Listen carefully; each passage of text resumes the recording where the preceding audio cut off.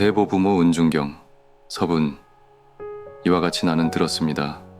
한때 부처님께서 사위국의 왕사성 기수급 고도권에서 3만 8천 명의 대비구와 여러 보살마하살과 함께 계시었습니다. 정종분. 그때 부처님께서 대중들과 함께 남쪽으로 가시다가 한 무더기에 마른 뼈를 보셨습니다.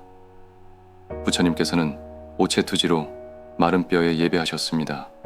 이를 보고 아난이 부처님께 여쭈었습니다. 세존이시여, 여래께서는 3계의 큰 스승이시며 사생의 자비로운 아버지이시며 여러 사람들이 귀의해 존경하옵는데 어찌하여 이름 모를 마른 뼈무더기에 친히 예배하시옵니까? 부처님께서 아난에게 말씀하셨습니다.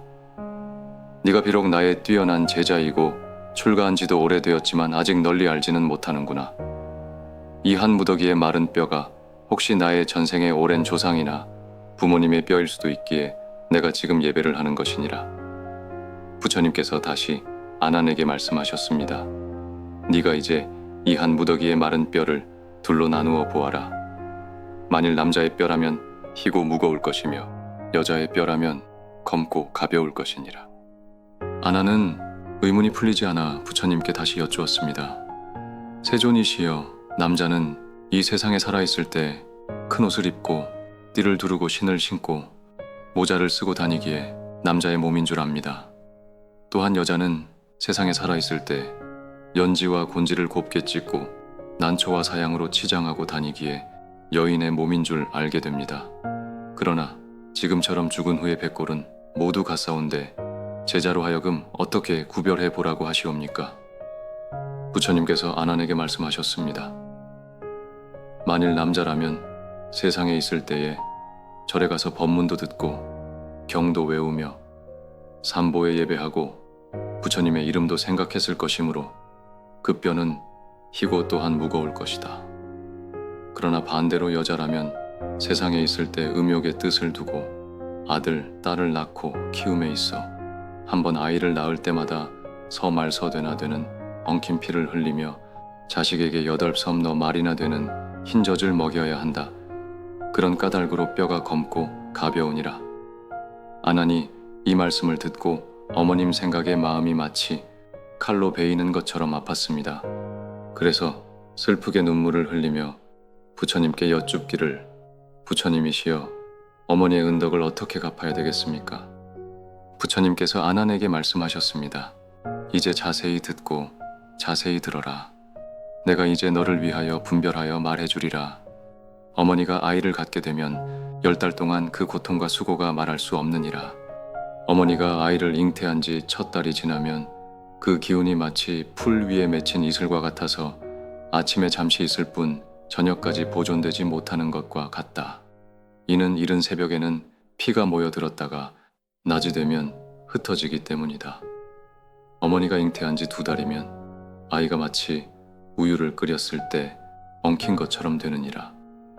어머니가 잉태한 지 3째 달에는 아이가 마치 엉킨 피와 같으니라. 어머니가 잉태한 지 4째 달에는 점차로 사람의 모양을 갖추게 되느니라. 어머니가 잉태한 지 5달이 되면 아이가 뱃속에서 5부분의 모양이 생겨나게 된다. 이 5부분의 모양이란 머리가 한 부분이고 두 팔꿈치를 합하여 셋이 되면 무릎을 합하여 모두 5부분이 되느니라. 어머니가 잉태한 지 6달이 되면 아이가 어머니 뱃속에서 6가지 전기가 열리게 되느니라. 6가지 전기란 첫째 눈이 한 전기요, 둘째 귀가 한 전기이며 셋째 코가 한 전기요, 넷째 혀가 한 전기이고 다섯째 몸이 한 전기이며 여섯째 뜻이 한 전기이니라. 어머니가 잉태한 지 7달이 되면 아이가 어머니 뱃속에서 360뼈마디와 8만 4천의 털구멍이 생기게 되느니라. 어머니가 잉태한 지 8달이 되면 그 뜻과 지혜가 생기고 9개의 구멍이 뚜렷하게 되느니라. 어머니가 잉태한 지 9달이 되면 아이가 어머니의 뱃속에서 무엇인가를 먹게 된다. 복숭아, 배, 마늘, 오곡을 직접 먹지 않느니라.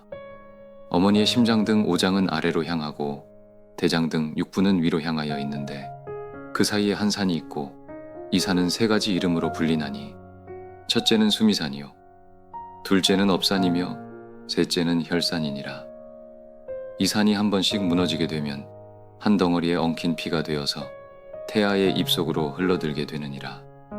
어머니가 잉태한 지 10달이 되면 비로소 태어나게 되는데 만일 효순할 자식이라면 두 손을 모아 합장하고 나오므로 어머니의 몸을 상하지 않게 한다.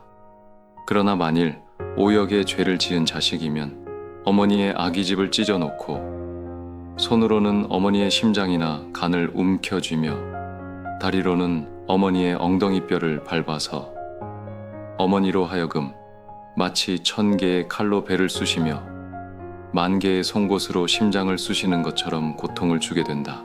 이런 고통을 겪으면서 아기를 낳은 뒤에도 오히려 10가지 은혜가 있는 것이다. 첫째, 잉태하여 지켜주신 은혜이니 찬탄하노라. 여러 겁 거듭하여 온 깊은 인연으로 금생에 다시 와서 모태에 들었네. 한 달 한 달 달이 차서 5장이 생겨나고 7달이 되어서 6정이 열렸네.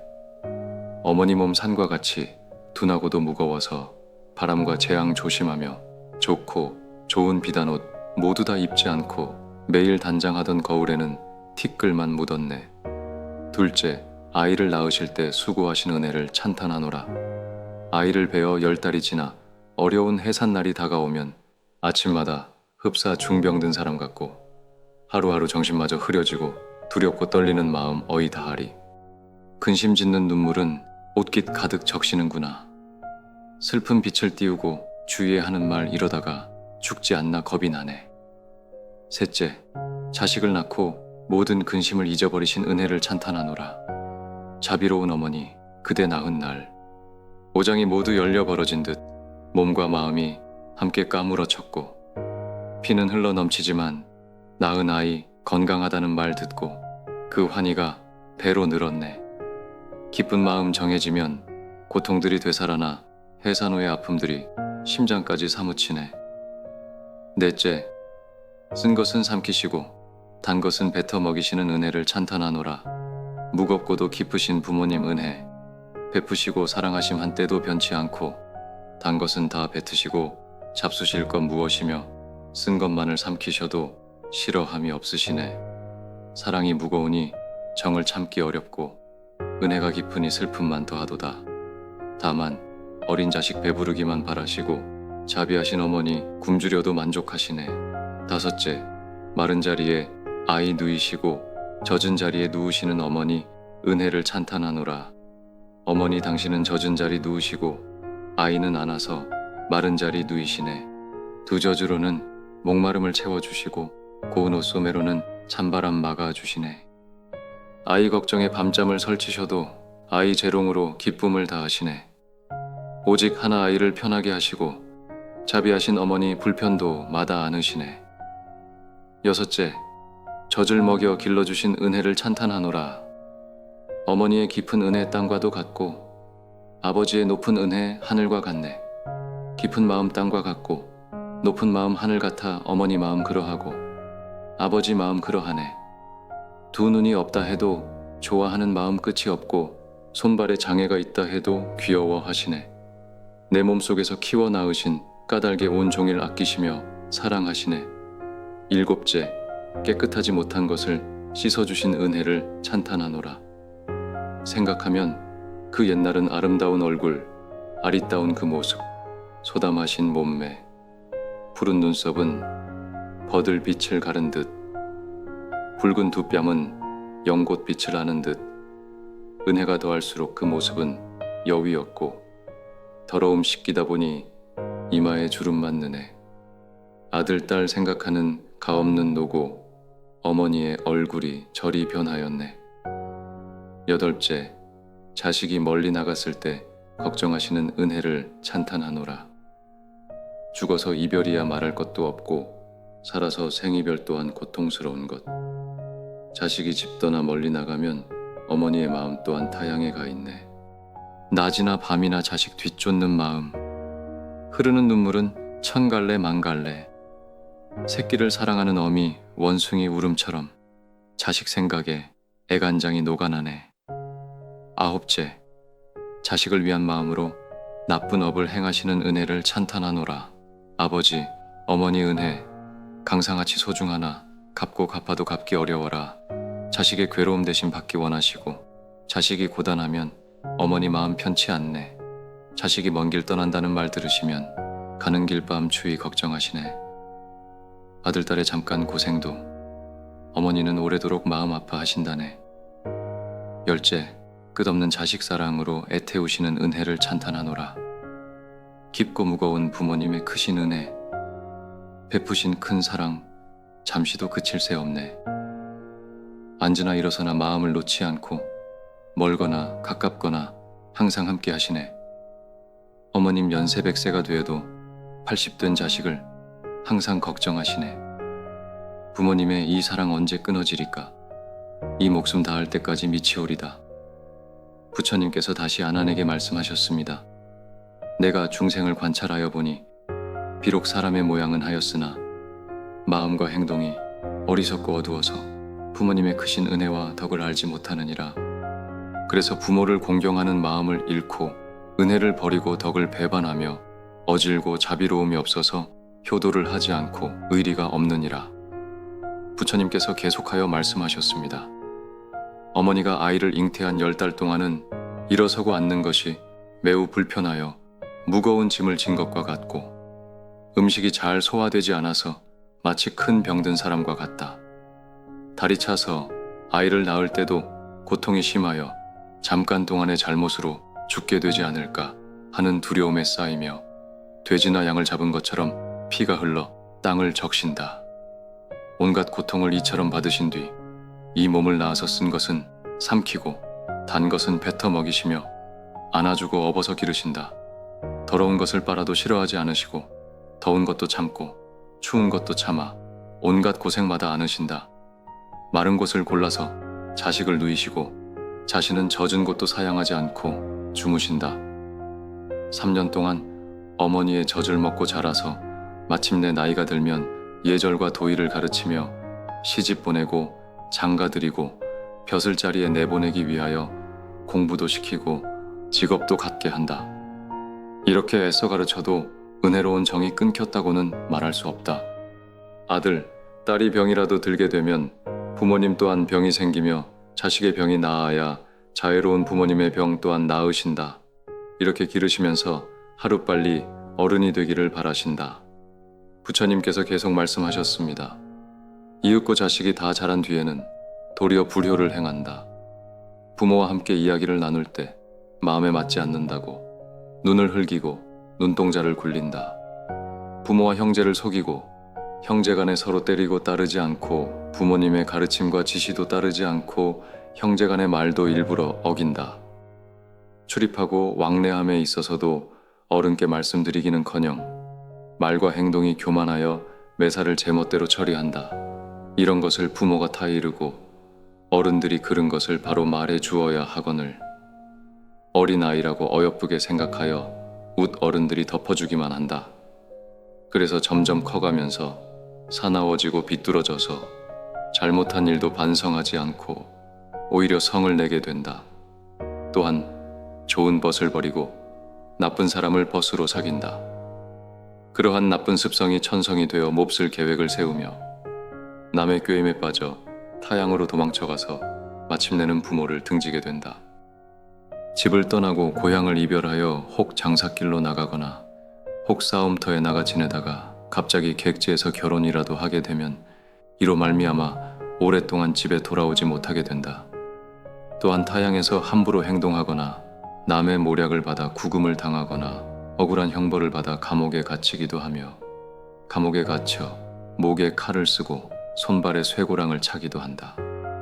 혹 우연히 병을 얻어 고난을 당하거나 모진행난에 얽혀 고통과 고난에 배고프고 고달파도 누구 하나 보살펴주는 사람이 없다. 남의 미움과 천대를 받아 거리에 나앉는 신세가 되어 죽게 되어도 구해주고 돌보아줄 사람이 없다. 죽게 되어 시체는 부풀어 터지고 썩어서 볕에 쬐고 바람에 날려 백골만 뒹굴게 된다. 이렇게 타양 땅에 버려져서 친척들과 함께 만나 즐겁게 지내기는 영영 멀어진다. 이렇게 되면 부모는 자식을 뒤쫓아 항상 근심하고 걱정으로 산다. 혹은 울다가 눈이 어두워지기도 하며, 혹은 비통하고 애끓는 마음에 기가 막혀 병이 되기도 한다. 혹은 자식 생각에 몸이 쇠약해서 죽기도 하며, 이로 인해 외로운 혼이 원한이 되어서 끝내 잊어버리지 못한다. 혹은 다시 들으니 자식이 효도와 의리를 숭상하지 않고 나쁜 무리들과 어울려서 무례하고 추악하고 거칠고 사나워져서 무익한 일을 익히기 좋아하고 남과 싸우며 도둑질하고 술 마시고 도박을 하며 여러 가지 과실을 저지른다. 이로 인해 형제에게까지 그 누를 끼치며 부모의 마음을 어지럽게 한다. 새벽에 나갔다가 저녁 늦게 돌아와서 부모를 근심에 쌓이게 한다. 부모의 생활 형편이 춥거나 더운 것에는 조금도 아랑곳하지 않고 아침 저녁이나 초하루 보름에도 부모를 편히 모실 생각은 추호도 하지 않는다. 부모가 나이 들어 쇠약하여 모습이 보기 싫게 되면 오히려 남이 볼까 부끄럽다고 괄시와 구박을 한다. 혹은 또 아버지가 홀로 되거나 어머니가 홀로 되어 빈 방을 혼자서 지키게 되면 마치 손님이 남의 집살이 하는 것처럼 여겨 평상과 자리의 먼지와 흙을 털고 닦을 데가 없으며 부모가 있는 곳에 문안하거나 살펴보는 일이 없다. 방이 추운지 더운지, 부모가 배가 고픈지 목이 마른지 일찍이 알 까닭이 없다. 이리하여 부모는 밤낮으로 스스로 슬퍼하고 탄식을 한다. 혹 맛있는 음식을 얻으면 이것으로 부모님께 드려야 하거늘 이를 도리어 부끄럽게 여기고 다른 사람들이 비웃는다고 하면서도, 혹 좋은 음식을 보면 이것을 가져다가 제 아내와 자식은 주면서도 추하고 못났다 하지 않고 피로하고 수고스럽지만 부끄럽다 하지 않는다. 또 아내와 첩에 대한 약속은 무슨 일이든지 잘 지키면서도 부모의 말씀과 꾸지람은 전혀 어렵고 두렵게 생각하지 않는다. 혹은 딸 자식일 경우 남의 배필이 되어 시집가게 되면 시집가기 전에는 모두 효도하고 순종하더니 혼인을 한 후에는 불효한 마음이 점점 늘어난다. 부모가 조금만 꾸짖어도 원망하면서 제 남편이 때리고 꾸짖는 것은 이를 참고 달게 여긴다. 성이 다른 남편 쪽 어른에게는 정이 깊고 사랑이 넘치면서 친정의 친척에게는 도리어 소원하게 대한다. 혹 남편을 따라서 타향으로 옮겨가게 되면 부모를 이별하고서도 사모하는 마음이 없으며 소식도 끊어지고 편지도 없게 된다. 그리하여 부모는 간장이 끊어지고 오장육부가 뒤집힌 듯하여 딸의 얼굴을 보고 싶어 하는 것이 마치 목마른 때에 물을 생각하듯 간절하여 잠시도 쉴 새가 없게 된다. 이렇게 부모의 은덕은 한량이 없고 끝이 없건만 불효의 죄는 이와 같이 이루 다 말할 수가 없다. 이때 모든 사람들이 부처님께서 말씀하시는 부모님의 은덕을 듣고 몸을 일으켜 땅에 던지고 스스로 부딪혀 몸의 털구멍마다 모두 피를 흘리며 기절하여 땅에 쓰러졌습니다. 한참 후에 깨어나서 큰 소리로 부르짖었습니다. 괴롭고 슬퍼서 마음이 아픕니다. 우리들은 이제야 죄인임을 깊이 알게 되었습니다. 그동안은 아무것도 몰라서 깜깜하기가 마치 밤에 길을 걷는 것 같더니 이제 비로소 잘못된 것을 깨닫고 보니 심장과 쓸개가 모두 부서지는 것과 같나이다. 바라옵건대 세존이시여 불쌍히 여기시어 구제해 주시옵소서. 어떻게 해야 부모님의 깊은 은혜를 갚겠습니까? 이때 부처님께서는 8가지의 깊고도 무거운 범음으로 여러 사람들에게 말씀하셨습니다. 너희들은 마땅히 알아야 할 것이다. 내가 이제 너희들을 위하여 분별해서 설명하리라. 가령 어떤 사람이 왼쪽 어깨에 아버지를 모시고 오른쪽 어깨에 어머니를 모시고 피부가 닳아져 뼈에 이르고 뼈가 닳아져 골수에 미치도록 수미산을 100,000번 돌더라도 오히려 부모님의 은혜는 갚을 수가 없느니라.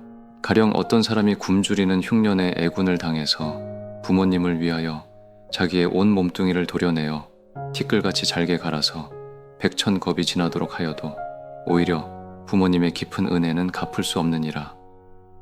가령 어떤 사람이 잘 드는 칼로서 부모님을 위하여 자기의 눈동자를 도려내어 부처님께 바치기를 백천겁이 지나도록 하여도 오히려 부모님의 깊은 은혜를 갚을 수 없느니라. 가령 어떤 사람이 부모님을 위하여 아주 날카로운 칼로 그의 심장과 간을 베어서 피가 흘러 땅을 적셔도 겁이 지난다 하더라도 오히려 부모님의 깊은 은혜를 갚을 수 없느니라.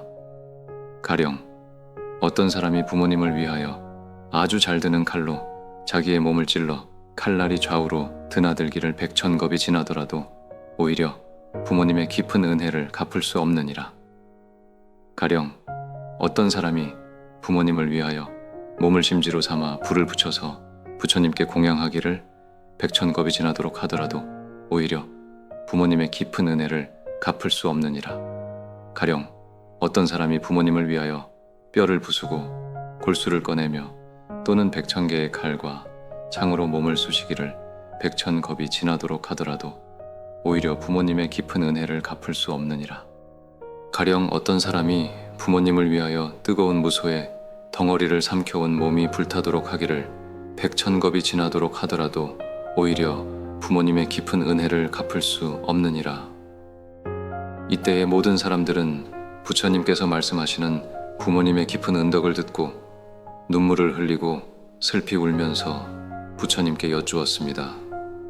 세존이시여, 저희들이 이제야 큰 죄인임을 알았습니다.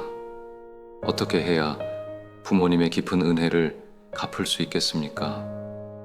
부처님께서 제자들에게 말씀하시기를 부모님의 은혜를 갚으려거든 부모님을 위하여 이 경을 쓰고 부모님을 위하여 이 경을 독송하며 부모님을 위하여 죄와 허물을 참회하고 부모님을 위하여 삼보를 공경하고 부모님을 위하여 제계를 받아 지니며 부모님을 위하여 보시하고 복을 닦아야 하느니라. 또 자식된 사람이 밖에서 핵과일을 얻거든 집으로 가지고 와서 부모에게 드릴지니라. 부모는 이것을 얻어 기뻐하며 스스로만 먹을 수 없다고 하면서 삼복에 올려 공양하게 되면 곧 보리심을 일으키게 될 것이니라. 부모가 병이 나면 곁을 떠나지 말고 친히 간호할지니라. 주야로 삼복에 귀의하고 부모의 병이 낫기를 축원하며 잠시라도 은혜를 잊어서는 안 되느니라. 부모가 완고하여 삼보를 받들지 아니하고 어질지 못하여 남을 상하게 하고 의롭지 못하여 남의 물건을 훔치고 예절이 없어 몸을 단정히 하지 못하고 신의가 없어 남을 속이고 지혜가 없어 술에 빠지거든 자식은 그 잘못을 말하고 깨우쳐 주어야 하느니라. 그래도 깨우치지 아니하면 울고 호소하며 스스로의 식음을 전폐할지니라. 부모가 비록 완고할지라도 자식이 죽는 것은 두려워하므로 은혜의 정에 못 이겨 바른 길로 들어서게 되느니라. 부모가 마침내 오개를 받들어 자비를 알아 죽이지 아니하고 옳음을 알아 훔치지 아니하고 예절을 알아 방탕하지 아니하고 믿음을 알아 속이지 아니하고 지혜를 알아 술 취하지 아니하면 이승에서는 편안 속에 살고 저승에서는 천상에 나게 되어 부처님을 보업고 법문을 들어 길이길이 지옥의 괴로움을 면하게 되느니라. 만일 능히 이렇게 하면 효도하고 순종하는 자식이라 할 것이요 이렇지 못한다면 이는 지옥에 떨어질 사람이니라. 부처님께서 아난에게 말씀하셨습니다. 불효한 자식은 몸이 무너져 목숨을 마치게 되면 아비무간지옥에 떨어지느니라. 이 큰 지옥은 길이와 넓이가 8만 유순이나 되고 사면에는 무소의 성이 둘려 있고 그 주위에는 다시 쇠그물이 둘러쳐져 있느니라. 그리고 그 땅은 붉은 무쇠로 되어 있는데 거기서는 불길이 맹렬히 타오르며 우레가 치고 번개가 번쩍이느니라. 여기서 끓는 구리와 무쇠에 녹인 물을 죄인의 입에 부어 넣으며 무쇠로 된 뱀과 구리로 된 개가 항상 연기와 불꽃을 뿜고 이 불은 죄인을 태우고 지지고 볶아 기름이 지글지글 끓게 되니 그 고통과 비통함은 견딜 수가 없느니라. 그 위에 무쇠채찍과 무쇠꼬챙이, 무쇠망치와 무쇠창, 그리고 칼과 칼날이 비와 구름처럼 공중으로부터 쏟아져 내려 사람을 베고 찌른다. 이렇게 죄인들을 괴롭히고 벌을 내리는 것을 여러 겁이 지나도록 하여 고통을 받게 하는 것이 쉴 사이가 없느니라. 또 이 사람을 다시 다른 지옥으로 데리고 가서 머리에 불화로를 이고 무쇠수레로 사지를 찢으며 창자와 살과 뼈가 불타고 하루에도 1000만 번 죽고 살게 한다. 이렇게 고통을 받는 것은 모두 전생에 오역의 불효한 죄를 저질렀기 때문이니라. 이때 모든 사람들이 부처님께서 부모님의 은덕을 말씀하시는 것을 보고 눈물을 흘리고 슬피 울면서 부처님께 여쭈었습니다. 저희들이 이제 어떻게 해야 부모님의 깊은 은혜를 갚을 수 있겠습니까? 이에 부처님은 제자들에게 말씀하셨습니다. 부모님의 은혜를 갚고자 하거든 부모님을 위하여 경전을 펴내도록 하라. 이것이 참으로 부모의 은혜를 갚는 것이 되느니라. 경전 한 권을 펴내면 한 부처님을 배옵는 것이요, 100권을 펴내면 100 부처님을 배옵는 것이요, 1000권을 펴내면 1000 부처님을 배옵는 것이요, 10,000권을 펴내면 10,000 부처님을 배옵는 것이니라. 이렇게 한 사람은 경을 펴낸 공덕으로 모든 부처님들이 오셔서 항상 옹호해 주시는 까닭에 그 사람의 부모는 천상에 태어나 모든 즐거움을 받으며 지옥의 괴로움을 영원히 여의게 되느니라. 유통분. 이때 여러 사람 가운데 아수라, 가루라, 긴나라, 마후라가 인비인, 천, 용, 야차, 건달바와 또 여러 작은 나라의 왕들과 전륜성 왕 등의 모든 대중들이 부처님의 말씀을 듣고 각각 이렇게 발언했습니다. 저희들은 오는 세상이 다하도록 차라리 이 몸이 부서져 작은 먼지같이 되어서 백천겁을 지낼지언정 맹세코 부처님의 가르침을 어기지 않겠습니다. 또 차라리 백천겁 동안 혀를 100유순이 되도록 빼어내어 이것을 다시 쇠로 만든 쟁기로 갈아서 피가 흘러 내를 이룬다 해도 맹세코 부처님의 가르침을 어기지 않겠습니다. 또 차라리 백천자루의 칼로 이 몸을 좌우로 찌르더라도 맹세코 부처님의 가르침을 어기지 않겠습니다. 또 차라리 작두와 방아로 이 몸을 썰고 찢고 하여 100,000만 조각을 내어 가죽과 살과 힘줄과 뼈가 모두 가루가 되어 100,000겁을 지나더라도 끝까지 부처님의 가르침을 어기지 않겠습니다. 이 말을 듣고 아난이 부처님께 여쭈었습니다. 세존이시여, 이 경은 무엇이오며 저희들이 어떻게 받들어 지녀야 하나이까? 부처님께서 아난에게 말씀하셨습니다.